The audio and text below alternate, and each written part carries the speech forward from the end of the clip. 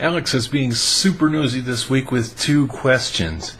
Bonus question is city metro, suburbs, or countryside?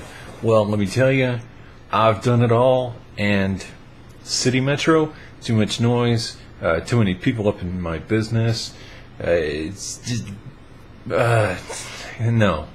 I currently live in the suburbs, and God, you got to put up with so much shit in the suburbs. I mean, it's just, you can't enjoy the things that you would enjoy about the city or the things that you would enjoy about being in the country. You have kind of the worst of both worlds. So the suburbs kind of blow, I'm going to be honest with you. There's things I like about it, but you deal with all this bullshit. Like this weekend, these kids rolled and egged my yard, and I can't shoot them. If I lived out in the country, I could hang the little fuckers up by their nuts and just pull until those tissues just rent and their junk hung up in a tree in a little bloody wiggly stump while their bodies fell on the ground. Not so much in the suburbs. So yeah, the countryside is for me. Yeah. Now on to the main question. What rocks about being bigender? This is the opposite question from last week, which was what kind of sucks about being bigender? Well, honestly, some of the things that kind of suck the most about being bigender are kind of the same things that sort of rock the most about being bigender, but it just kind of randomly. So many of us go through life wishing that we were special, wishing that we were unique, that there was something about us that was out of the ordinary.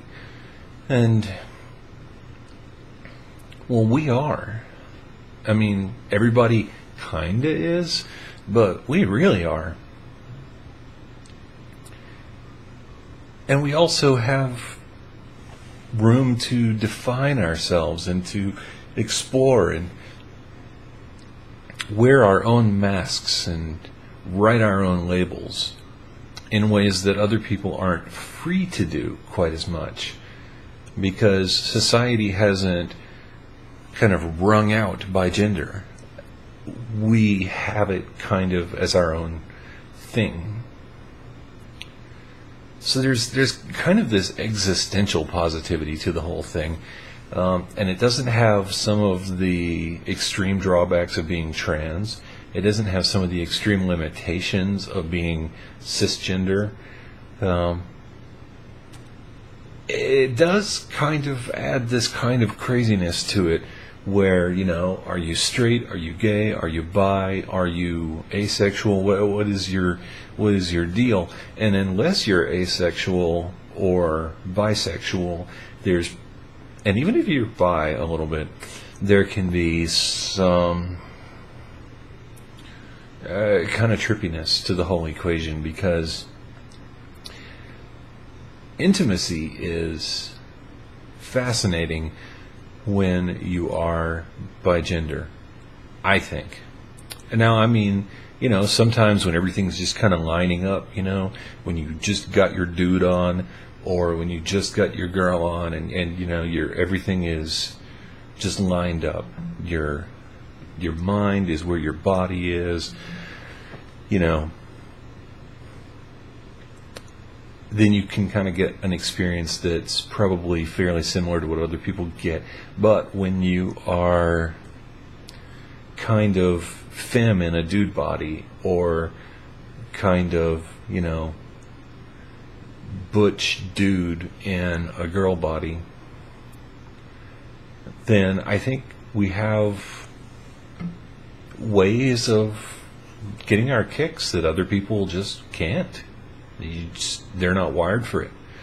And so I think there's a little bit more variety in our experience. And, you know, I mentioned, you know, kind of sexuality and intimacy as a kind of an obvious example. But if you think about it, so much of life is gendered. that those of us who are capable of experiencing life from more than one gendered perspective, we get kind of a fresh new outlook on things with increased novelty more than the average person, I think. So, yeah.